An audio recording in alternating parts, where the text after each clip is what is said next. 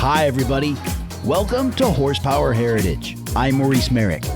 And greetings to all of you listening far and wide from all points of the compass. Thanks for joining me for another episode. And today it's all about hot rods and customs. A couple of weeks ago, I attended the Grand National Roadster Show that's held every year at Fairplex in Pomona, California. I think it's fair to say it is the premier hot rod show in the nation. I was able to get some great video and catch a few interviews with different folks at the show. And my guest today is one of the guys who's responsible for putting this amazing event on every year. John Buck is the owner of Rod Shows and the producer of not just the Grand National Roadster Show, but also the Sacramento Autorama and a new show called the Grand National Truck Show, which was first held last year, and it promises to be one of the must-attend shows from here on in. Now, besides being a terrific show, the Grand National Roadster Show has a long history. It dates back to 1950, in fact, when it was called simply the National Roadster Show. And you may also have heard it called the Oakland Roadster Show because it was held there for many years. But it moved down to Southern California some time ago. Anyway, John and I will get into all of that, all of the history. But if you like hot rods and customs, then I think you're really going to enjoy this episode. And don't forget, share the show with your friends. Leave me 5 stars and a quick review if you can, wherever you listen to podcasts. And if you want to tip your humble host, you can always do that over at buymeacoffee.com/HP Heritage. Thanks to those of you who've already supported the show. By the way, you can do that as a one-time gift, or you can make it a monthly contribution. All right, stick with me because it's Hot Rod and Custom Talk with John Buck of Rod Shows. And that's coming up right after this.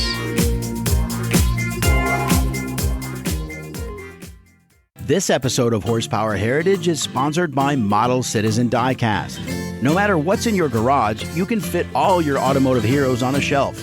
And they've got you covered, whether it's 1/43rd scale, 1/18th scale, or even the ginormous 1/8 scale masterpieces from the Amalgam Collection. Go to ModelCitizenDiecast.com and get 10% off when you use the promo code HERITAGE at checkout. Limitations apply. From race cars to street cars and everything in between, it's Model Citizen Diecast, because your inner child still wants to play with cars.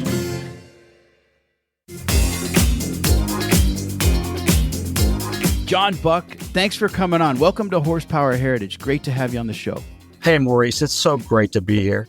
John, I have one complaint, and you're the guy to take it to, right? Let's hear it. I was at the show on Friday. 3 days is not long enough for the Grand National. You know, back in the 50s and 60s, it was an 11-day event, so it went from weekend to weekend, and people came. I mean, that was the hot ticket back then. It's kind of funny because the show started in 1950, and the year before, Al Slonaker and Mary Slonaker, who was the owners of the show, they tried to do a Concours d'Elegance event indoors at the Oakland Arena, but they couldn't fill it. They were looking for Ferraris and Bugattis and all of these exotics from Europe, but in the 11th and a half hour, they knew some of these hot rodders and said, "Hey, can you bring some of these cars, these roadsters, basically hot rods, to the show to help us fill?" And sure enough, those guys were the hit of the show, to the point where Al said, "You know what? Next year we're going to do a roadster show," and that's how it started. That's amazing. Yeah, I mean, that post-war era. Yes, there was interest in all those European sports cars, but it was really just in small pockets of the country.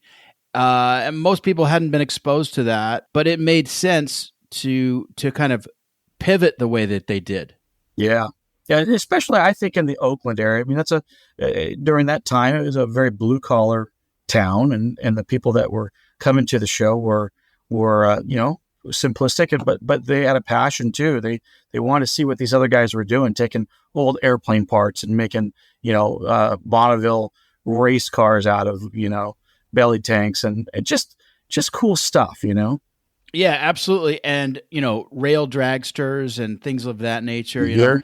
These kids were just experimenting and figuring it out and really inventing whole new categories of motorsport. Absolutely. In fact, if you look at the history of that trophy, which was built in 1950, 1950, Al Sloniker had it insured in 1950 for $5,000. It actually breaks down into America's Most Beautiful Roadster and America's Most Beautiful Comp car for about 7 years. So they actually had two different cars on there, because you're right, those roadsters and actually those race cars, like the Glass Slipper, which is a classic car, was a comp car, but everyone loved it. John, you're the producer of the Grand National Roadster Show, and that's under the umbrella of Rod Shows Incorporated, right? There are 3 distinct shows that you guys produce. Yes, absolutely. This show is the longest running indoor car show in the world. And then the Sacramento Autorama is the second longest indoor car show in the world, started in 1950. Yeah, they're neck and neck, right? They started really within a few months of each other. Yeah, and Harold Bagdasarian was the founder of the Sacramento Autorama, and a great story there. He saw an opportunity in his car club, the Thunderbolts, to put on a little exhibition, because there were 2 guys that had roadsters that thought, oh, my roadster's better than yours, and neither of the cars won that first year car show. So it was pretty funny, but it started a great trend. It moved from a car dealership to an exhibition hall, and then eventually to the Cal Expo, where we have it now. And we've actually moved the dates around. We're May 3rd through 5th of 2024 for that show. And the weather is perfect. The cars are amazing.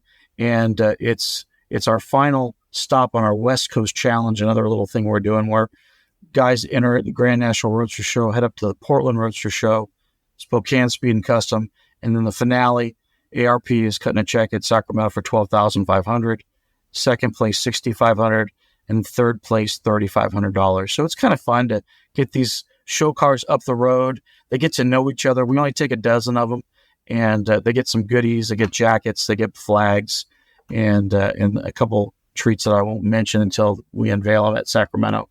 But it's a lot of fun. These guys, like I said, make a lot of friends along the road. That's cool. So now those 3 shows, the cars are advancing to each show, right?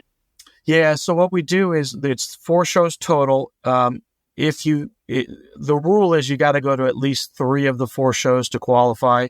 We realize that people still might have jobs and work or are retired but can't quite get to either Portland or Spokane. So the requirement, or Grand National for that matter. So if they do the other 3 shows, but they end up at Sacramento, that's where the finale is. They get judged in Sacramento. So it's kind of the requirement to be there. And then the big winner is announced on Sunday night along with the rest of our awards that are done at that show. Not a bad prize for right. an entry, and it encourages the best and the finest cars to attend each show. Absolutely. Yeah.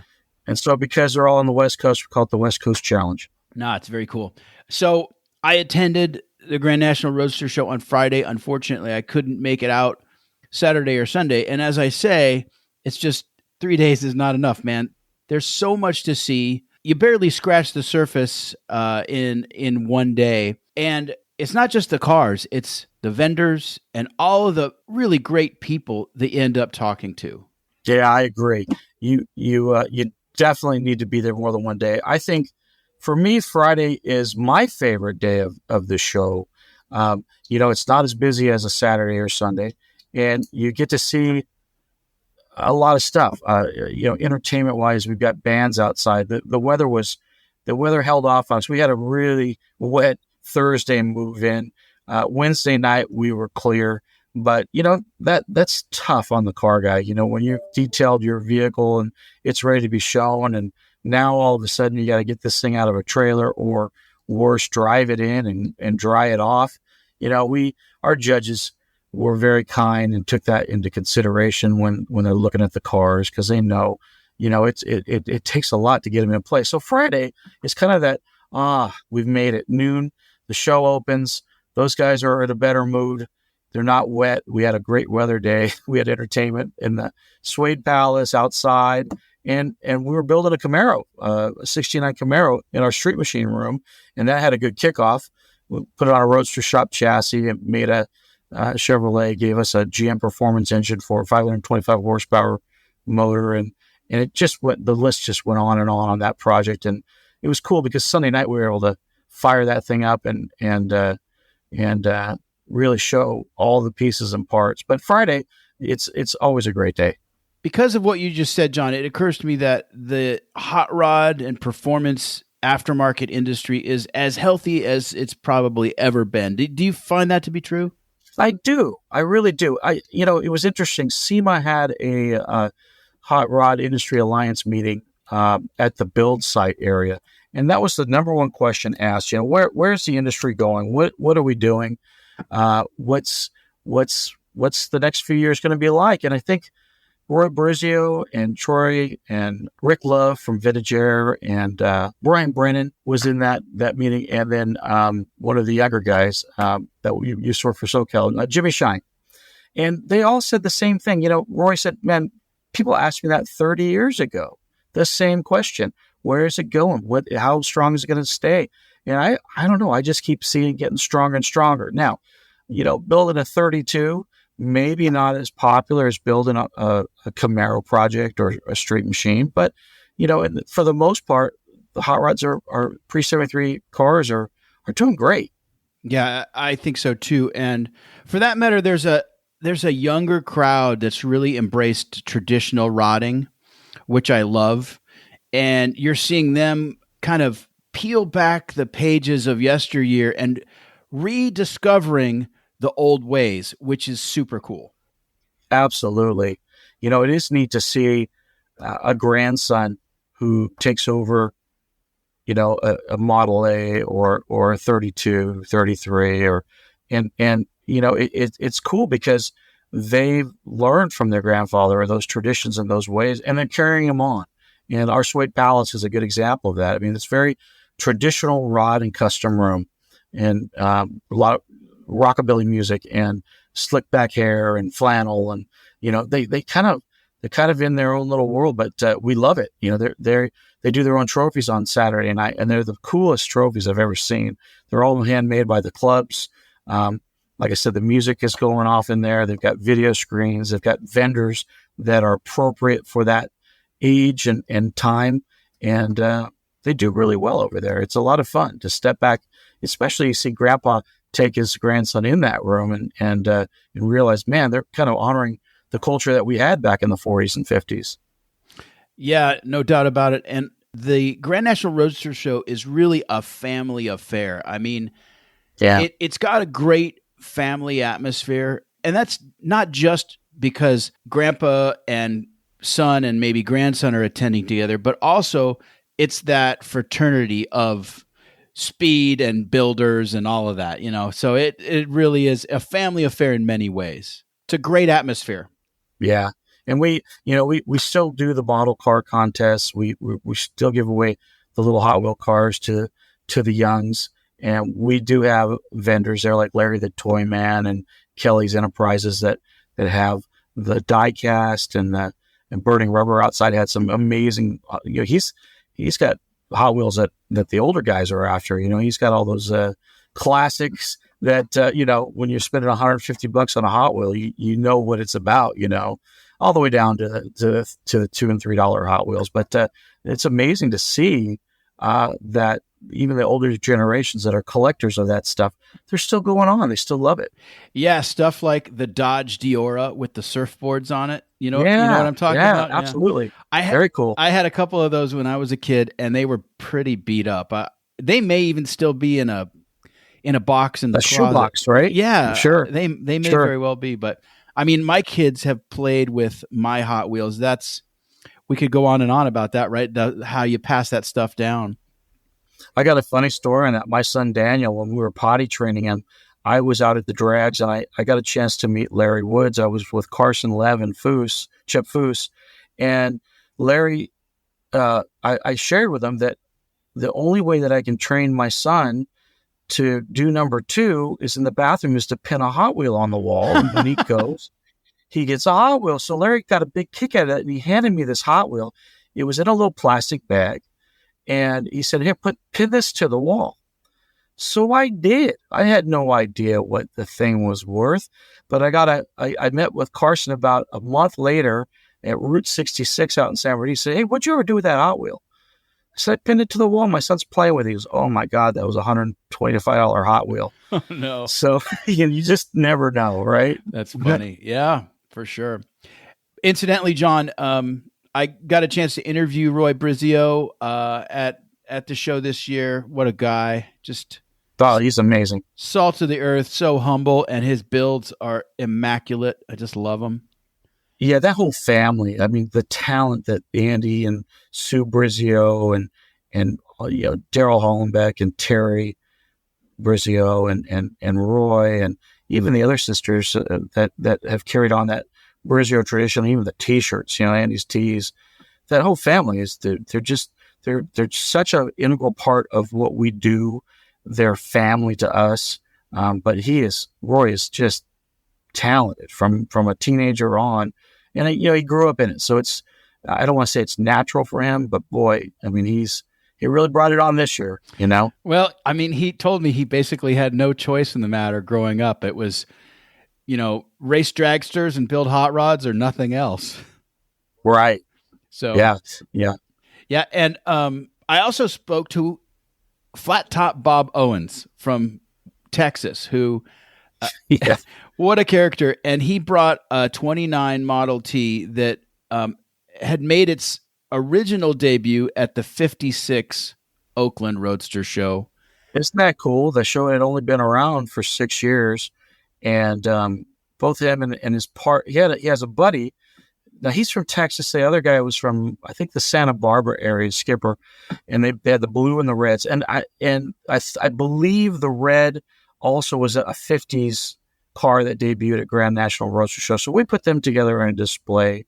And he's a nut. I'm a LA Roadster, so is he. And so I told him, let's do it. Let's get the cars in. And the kind of neat thing was we had 50s and 60s representation there.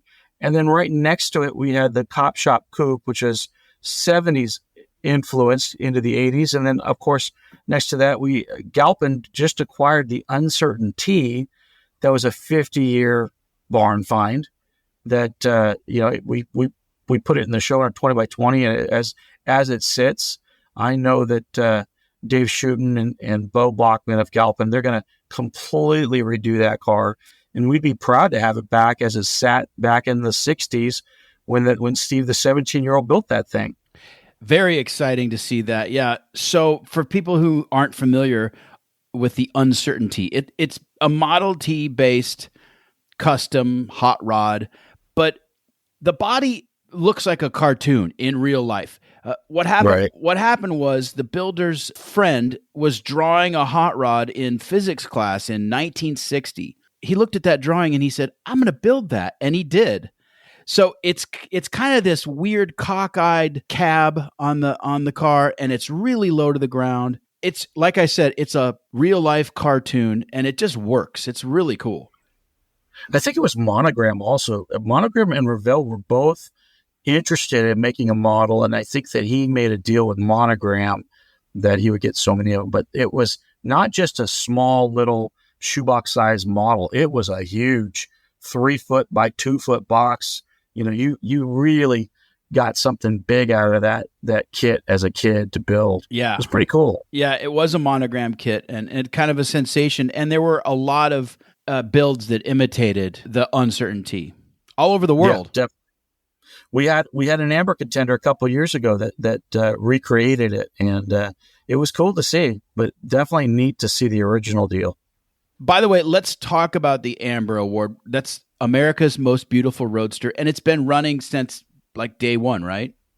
1950, yep. And every year you have a max of 12 entries for the prize. Yes, yeah, we max it out at a dozen entries, and it's very hard to do.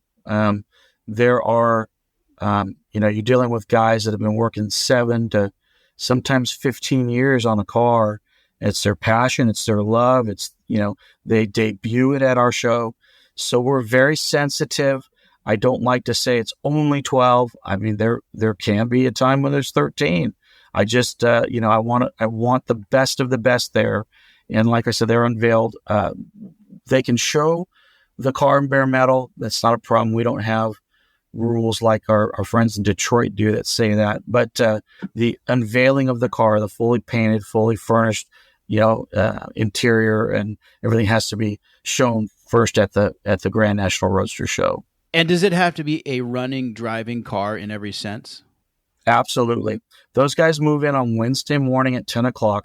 They have to drive across a platform, and they are judged on how the driver looks in the car, how the car sounds, how the car, obviously mechanically how it is. They turn it off on the stage, and the judges attack it and go around it and fine tooth comb it and talk to the driver and talk to the builder. I think communication at that point is the most important part of America's Most Beautiful, because as we all know, beauty is subjective. What is beautiful? And I think our judges have done a great job of identifying what that is. I think it's one of the hardest jobs out there. This year there were 3 contenders that were very close and tight, and only one could win. And so it makes it difficult. You got 8 guys that are a little disappointed, and you got one guy that's real happy.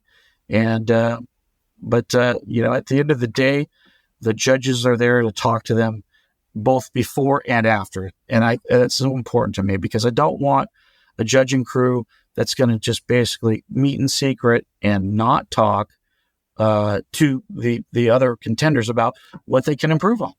What they felt was maybe not because at that level, you're not dealing with what's right on the car. You're picking them apart. There's what little minor things might have not made it to be perfect. Yeah, I can definitely see that it comes down to a fine-tooth comb. Definitely. Yeah. So Autorama's coming up in May, as you said, and I'm curious what really differentiates Grand National Roadster Show from the Sacramento Autorama. Sacramento is known as the custom capital of the world. A lot of people don't know, but George and Sam Barris started their trade and craft in Sacramento. George moved down to Hollywood after a few years, but Sam continued to chop tops and whatnot from Sac, and then eventually moved down with his brother to do some very famous cars. But not only did you have that, but we had what we call the Big B Awards up there, which is the Barris Award for Sam Barris, not George. The Bagdasarian Award, the founder of the show. The Balon Award, Candy Apple Joe Balon, who was the founder and discovered Candy Apple Red. And then the Bertolucci Award. That's one of my favorites. Dick Bertolucci was an amazing custom car and hot rod builder up there, and just had the best eye for detail in a vehicle, and always gave his award to one of the best cars in the show. So the top prize up there is the Custom d'Elegance Award, and that award goes to a chop, channel, or section vehicle. So it primarily focuses on the custom vehicle. So we get a lot of customs up there. We get a lot of hot rods too. We get a lot of lowriders. Culturally speaking, the lowriders fit right into Northern California, just as they do down here in Southern California. But it's a variety.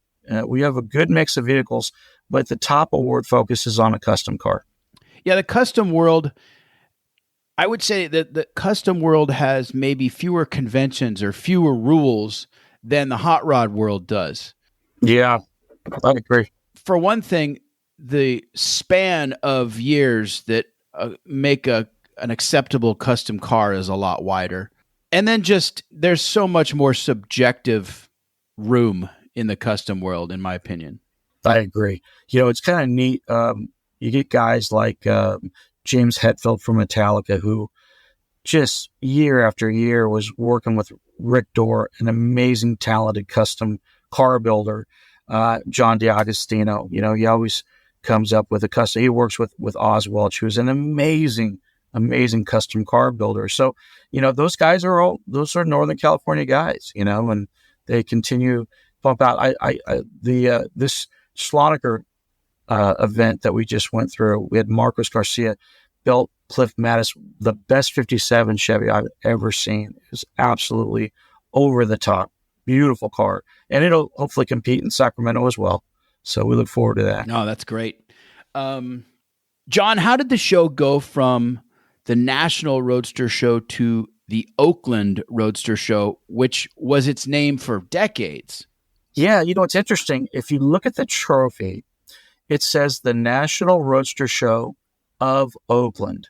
And it was in Oakland for so many years that people just nicknamed it the Oakland Roadster Show. It wasn't until the late 60s that it became the Grand National Roadster Show, but it was still always known as Oakland. So when it moved to Oakland to San Francisco, down to San Mateo, I was actually the director of sales and marketing over at the Fairplex and had my eye on it because we were looking for like type events that the track, the NHRA, the headquarters for NHRA here in Glendora and the racetrack in Pomona, and then having the museum, we were looking for some year-round events that would fit in quite nicely. And we had noticed that the promoter had moved it from Oakland to Sac and then down to San Mateo.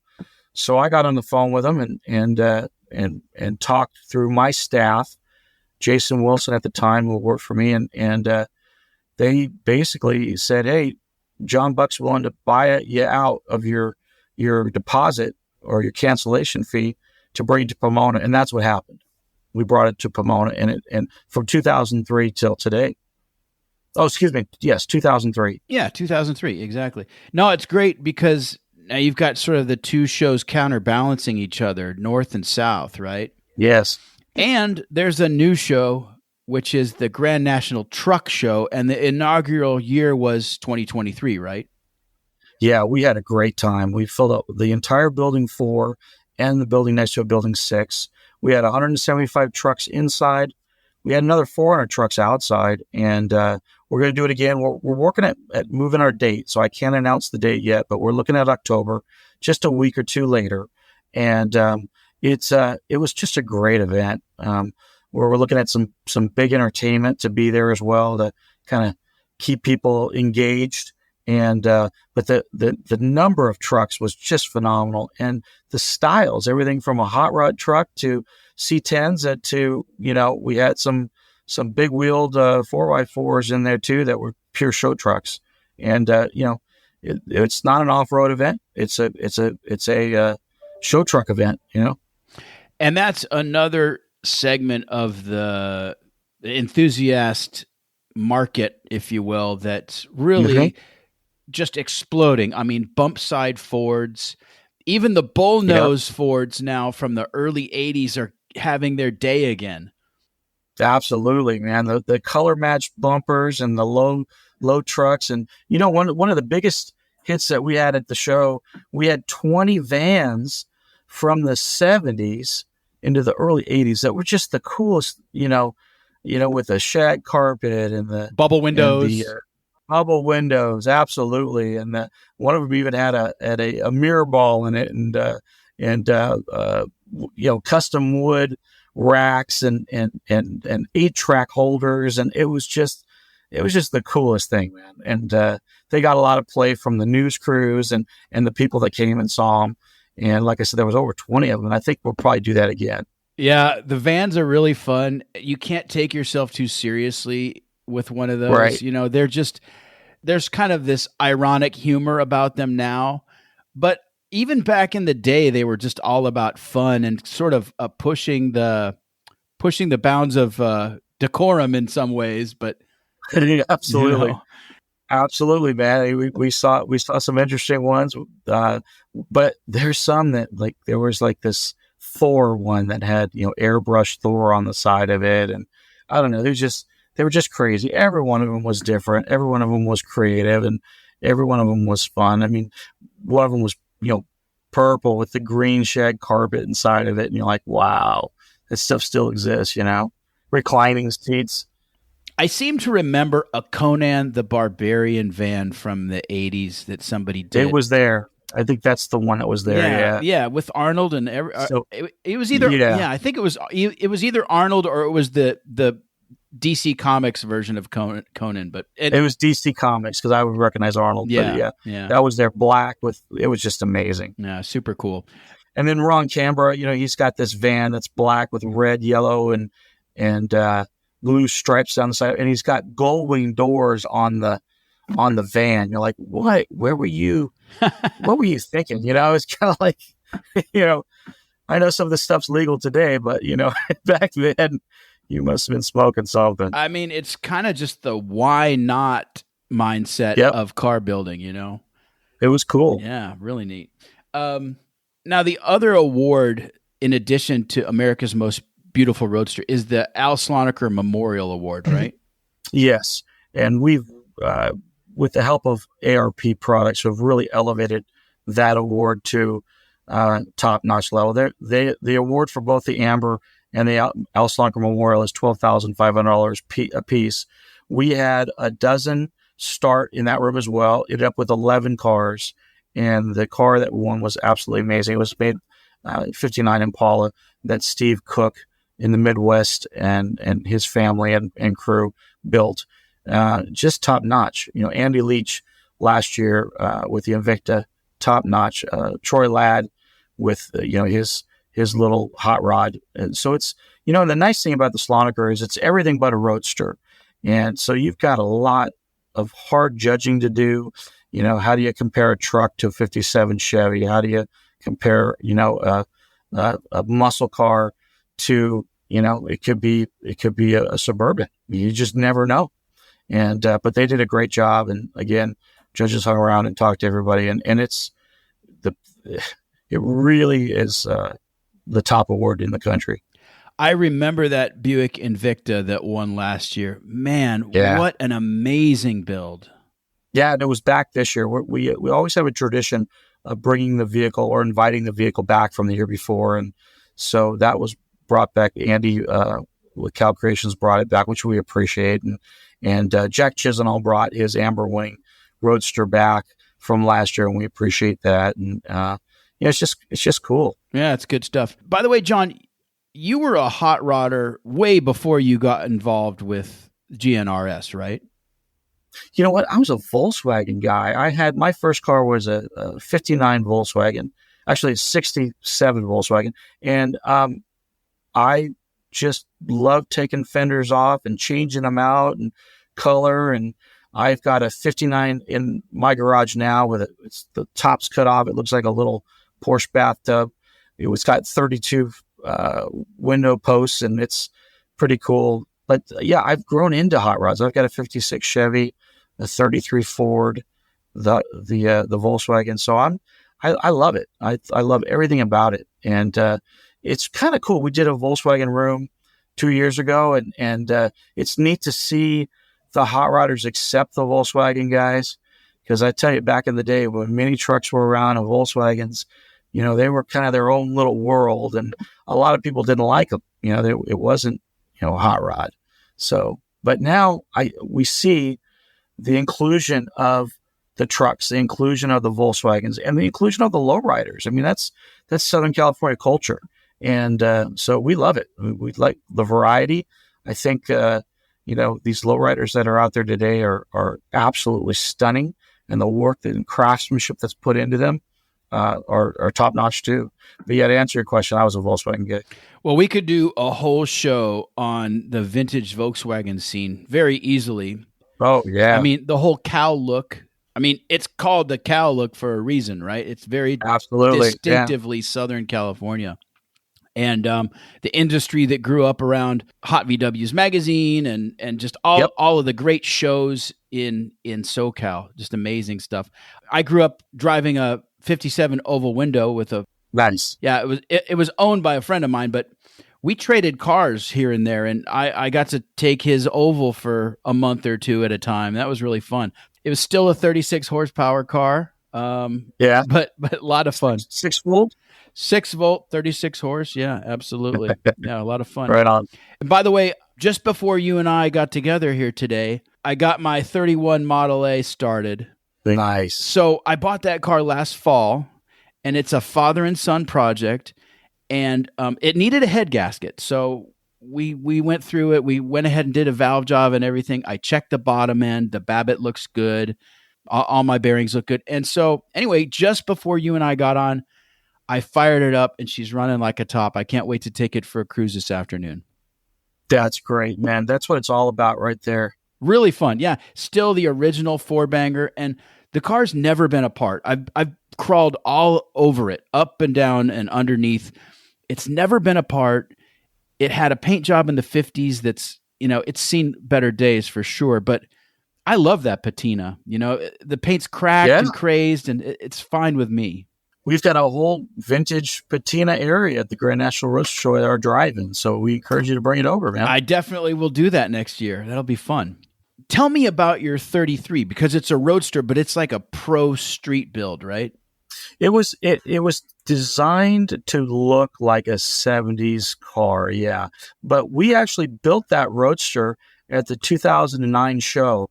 I was influenced by Romeo Palomides, who back in the 50s built a roadster on the stage in 11 days. And I mean, they built the car from the bottom up, and they drove it. They turned the key on Sunday night and drove it away. Roy Brizio did it in the 80s, and I believe he had 6 or 7 days to do it. We did it in 2009. We did it in 3 days. And the secret was we painted the car ahead of time. And there's such things as crate engines now. So it's got a Roush 353 IR in it. It's got a TCI chassis, billet specialty wheels. It's just, it is my favorite, and it's our company car now. So we drive it around all the shows, and it's got about 26,000 miles on it now. Drove it to Canada, up to Deuce Days, drove it to Minnesota, back to the 50s. We just had a lot of fun with it. But it's a Speed 33, so it's not true metal from Ford, but it's close enough. Hey, listen, these days that's the best option, right? I mean, finding original Henry steel that doesn't need a ton of work, right? I mean, it's tough. Yeah, absolutely. I mean, hats off to Kenny at Brookville. I think they do an awesome job of a repop of the 32 and the truck and everything else that they do. So, they're a great vendor of ours. We love them. No, it's very cool. And Roy had a Brookville Deuce Coupe this year that was just amazing. I mean, all of his builds. All of his stuff is amazing. It just blows my mind. His client list. Last year he had a car there for Eric Clapton. He just all over the world knows Roy Brizio. Yep, absolutely. So, John, are you passing this passion on to your kids? Absolutely. My son Daniel, he's 22, and he loves the hot rods. Sarah is she's graduating high school this year. She's got a mindset to go to college, and she's got a great head on her shoulders, and we'll see what she wants to do. She is actually the one on Sunday night who sings the national anthem and just gets a standing ovation. She has got an amazing voice. Love them both to death, and we'll see what happens. Well, John, listen, I'm sorry we didn't get a chance to say hello at the show this year, but I'm looking forward to shaking your hand in Sacramento in May. And thanks for coming on. This has just been really fun. Thank you. I love it. That's all for this episode of Horsepower Heritage. If you like what you've heard, go to buymeacoffee.com/HP Heritage and support the show. And let others know you enjoy the podcast. Share it on social media, and you can tag me at Horsepower Heritage. Don't forget the YouTube channel, also at Horsepower Heritage. Lots of good stuff over there. And I will see you back here in 2 weeks, Wednesday, February 28th. So until then, I'm Maurice Merrick. Thanks for listening.